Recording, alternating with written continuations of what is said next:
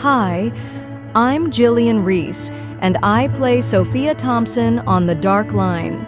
This Easter, I'm asking that you choose compassion over cruelty.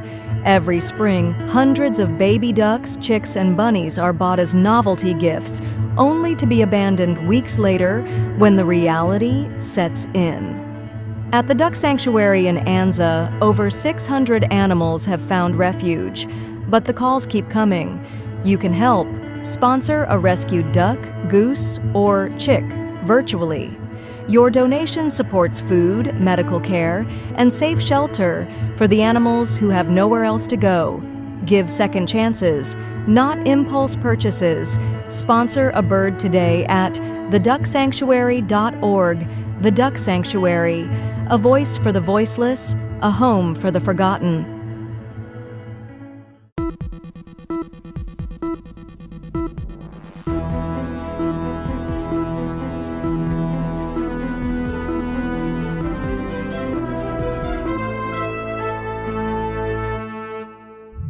Welcome to The Dark Line, Season 1, Episode 7, Whispers in the Dark.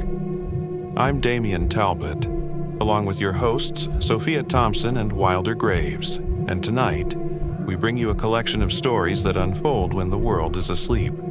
A forgotten grave that answers a quiet kindness, a dryer that hums with something it shouldn't, and a faceless child who delivers a message meant for someone else. Each moment begins with a whisper and ends with a question. Are you ready to cross the dark line? A forgotten cross, a quiet watcher, and a growing sense that someone is still waiting to be heard. Emily thought she was just planting flowers, but something beneath the ivy had been waiting for her. This first story is called The Grave with No Name. Hi, my name's Emily. I'm calling from the US, but I've been studying at a university in Germany as part of an exchange program. I found something strange while I was here. I'm not sure what it means, but it's been bothering me for a while now, and I think I need to share it. It started last semester. I was walking through the local cemetery, which is near my university, and I stumbled upon this grave that wasn't like the others. It was old. The name on the cross just said Russian soldier, and there were flowers planted, but no one really paid it any mind. I was curious, so I went closer. The grave was covered in ivy, and it just felt strange, like it didn't belong. I decided to plant some flowers for it, tulips and daffodils, just to make it look cared for. I didn't think much of it, but I started visiting regularly just to keep the flowers fresh. Over time, I began to feel something odd, like someone was watching me when I was there. I'd turn around and see nothing, but the feeling never went away. A couple of weeks ago, I was bending over planting new violets, and I felt a tap on my shoulder. It was like a gentle tap, but I jumped up expecting to see a neighbor or someone, and no one was there. I figured it was a mistake, but it happened again, and then again. Every time I looked up, I'd see the trees moving, but no one was around. I finally went over to the soldier's grave and said, "If you're trying to get my attention, I'm listening." But no response, just silence. I don't know what this means. I thought I was just being paranoid, but it felt real. It's like he's trying to tell me something, but he doesn't know how. Has anyone else ever had something like this happen? What I love about this story is how quietly it unfolds. There's no big moment of terror, just a slow, growing sense that something's watching. That's often where hauntings begin, not with what we see, but what we feel. Right. It's that weight in the air, that tension in your shoulders when you know you're not alone, even if your eyes can't prove it.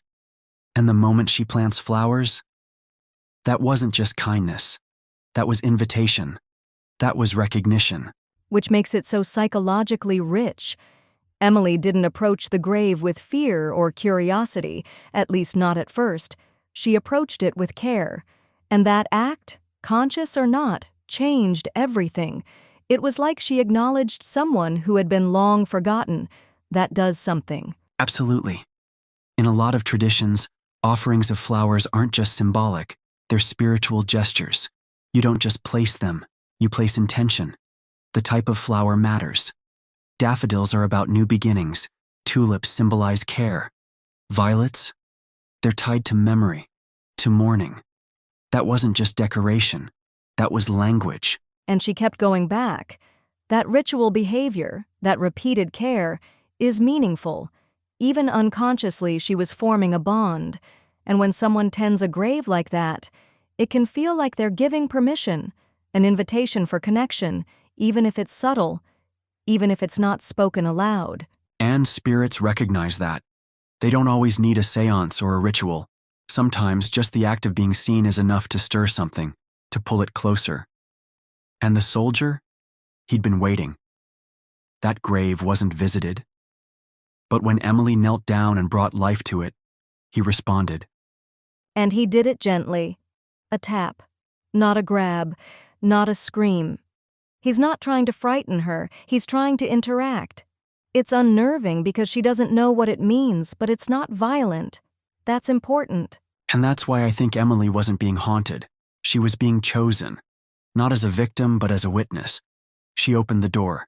She gave him space to speak. But maybe he just doesn't remember how to speak anymore. That might be the most haunting part. Not the tap, not the presence, but the silence that follows.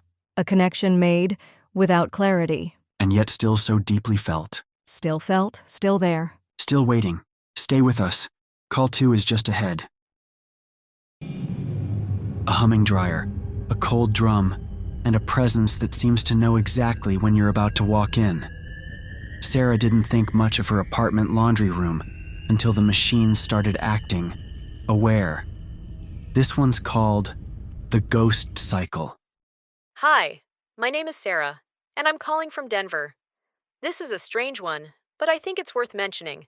So I live in an apartment complex with a small laundry room in the parking lot. It's got 2 washers, 2 dryers. I've used them a million times. But last week, something happened that I can't explain. I was doing laundry like usual, put my clothes in the washer, moved them to the dryer around 8 p.m., and then I didn't get back to grab them until about 4 a.m. when I got up for work. When I got close to the laundry room, I heard one of the machines running. That was a little weird, considering how early it was, but not totally unheard of. I unlocked the door, walked in, and only one dryer was running, the one with my clothes. Which was strange. It should have stopped hours ago. I thought maybe it got stuck or restarted, but then, right as I stepped toward it, just 2 steps away, it shut off. Completely. Like it knew I was there. I opened it up, and the drum inside was ice cold. Not warm. Not even a little. Like it hadn't been running at all. I grabbed my stuff and left. I didn't feel threatened, but I felt weird. Watched. I keep trying to rationalize it. A power surge? A faulty timer? But that doesn't explain the timing. That dryer shut off exactly as I got close. And I know what I experienced. I'm not saying it was haunted, but I'm not saying it wasn't. Thanks. This one really hinges on timing and how our brains interpret it. Sarah's experience wasn't dramatic. The dryer didn't explode. She wasn't physically harmed. But what got her attention, and ours, is the precision. The machine stopped exactly as she reached it. That's where it starts to break the rules of normal. Exactly. If it had stopped a minute earlier, no story, a minute later, maybe just a quirk. But right then, right as she steps toward it, that feels deliberate. And what's creepy about machines is that we expect them to behave mechanically, not like they're waiting for us. And that expectation is critical, because when something we think of as predictable starts acting unpredictable, especially in a personalized way, it triggers a kind of cognitive dissonance. We can't explain it, but we can't ignore it either. And look at how she reacts. She grabs her clothes and gets out. That's instinct. Something in her knew it wasn't just a fluke. And I know it sounds small, a dryer hum, a cold drum. But that's how these things get under your skin. The little stuff, the off-pattern beats. And that cold drum detail. It's subtle, but important. A dryer that's been running for hours should be warm. The fact that it was ice cold, that breaks the internal logic. It's not just timing now. It's evidence that the machine wasn't even doing what it sounded like it was doing. Which makes you wonder, was it ever on at all? Or was the sound just for her? Right. Auditory hallucinations in liminal spaces aren't uncommon, but they usually don't coincide with mechanical motion or interactive timing. This wasn't a misfire of perception. This was something else. And maybe it's not about the machine. Maybe it's about the space. Laundry rooms have this weird energy, don't they? Dim light, humming noise, isolation. Like they exist just a little outside the rest of the building. They're transitional. Nobody lives there. Nobody stays there. You're just passing through, waiting. And that creates a mental vulnerability, especially at 4 a.m. Exactly the kind of moment something might choose to reach out.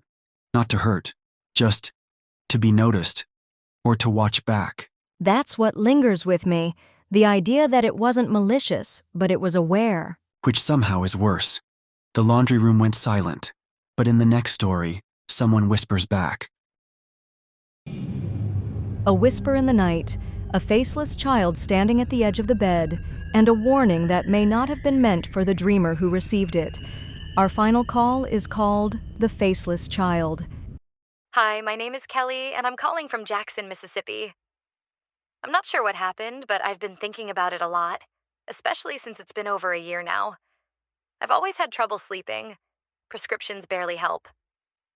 So, it was dead time, around 2 to 3 a.m. when I had this dream. Something whispered in my ear. "Wake up.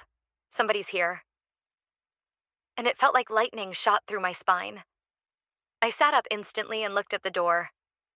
A little girl was standing next to my sleeping husband. She had this ghostly hue, like smoky gray, transparent, but somehow solid. She wasn't walking. She was gliding toward the foot of the bed. And then she stopped at my feet. I couldn't see her face, but I could make out her hair and the collar of her dress, clear as day, even in the dark. And I have poor night vision. But she had no face. That's what chilled me to my core. I asked, "What are you doing here?" And that's when she grabbed my left ankle. Hard. I nearly kicked her off in panic. I thrashed around and then I woke up. But I was still thrashing. I realized it wasn't just a dream. I was still in the same position, still caught in the panic. I've never seen this girl before in my life. I showed my friend Sam, who's an empath, a sketch I drew of her. I often draw my nightmares to make sense of them. Sam went quiet for a long time. Then he called me back and said, "Try not to freak out." He sent me a photo of his wife when she was 8. Same haircut, same collar, same chubby cheeks. He recognized the girl. I was furious, not scared. Why me? Why not her husband? I'm happily married and I'm not flirting with Sam. Sam told me the girl was a good woman and that maybe she was warning me. But weeks later, Sam moved away without warning. Maybe that was the warning. But the question still haunts me. Why me? Why not him? I think this isn't over. I'll carry this with me for the rest of my life. This one's unsettling in a very different way, not because of what's seen, but what's missing. The facelessness. That's a classic element in sleep paralysis, night terrors, and trauma recall. Our brain tries to form a figure but can't complete it.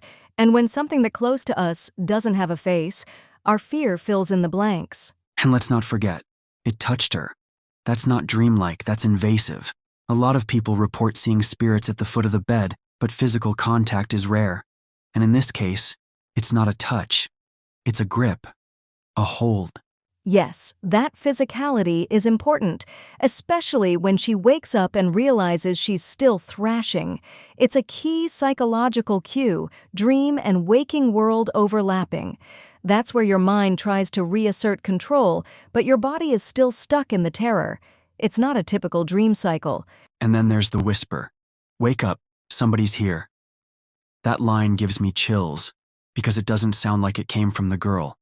It sounds like it came from something else, something protecting her or warning her. That detail suggests a layered experience, not just a single apparition, but multiple forces in play. one warning, one visiting.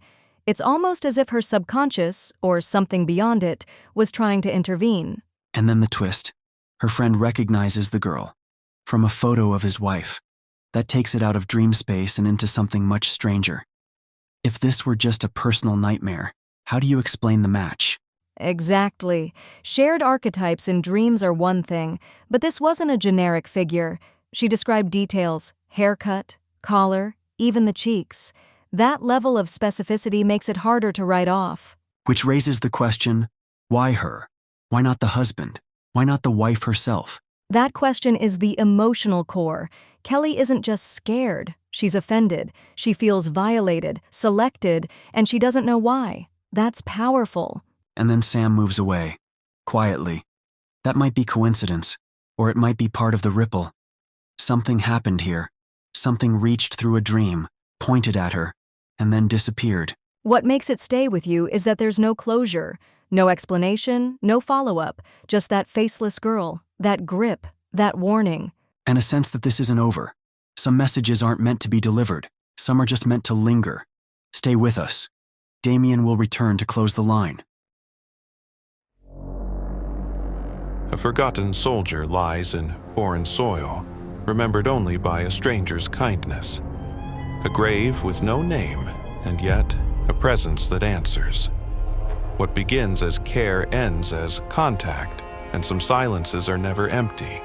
A humming dryer stirs without heat. A sound begins and ends just as you reach for it. The ghost cycle doesn't need warmth to leave a chill. A whisper warns her, wake up.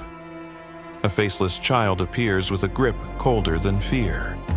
The question she leaves behind may never be answered, only carried. The dark line is quieting, for now, but it never stays quiet for long.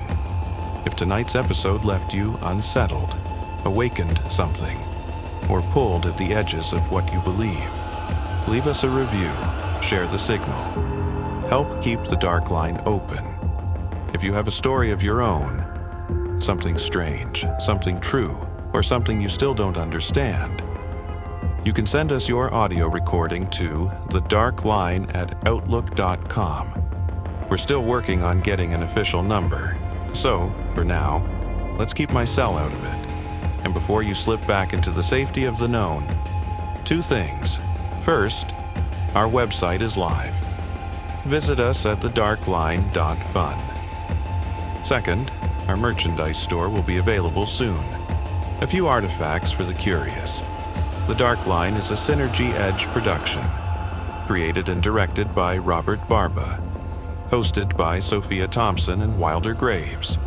Original music by Evan Boyerman and Soundflakes Music, and I am Damien Talbot.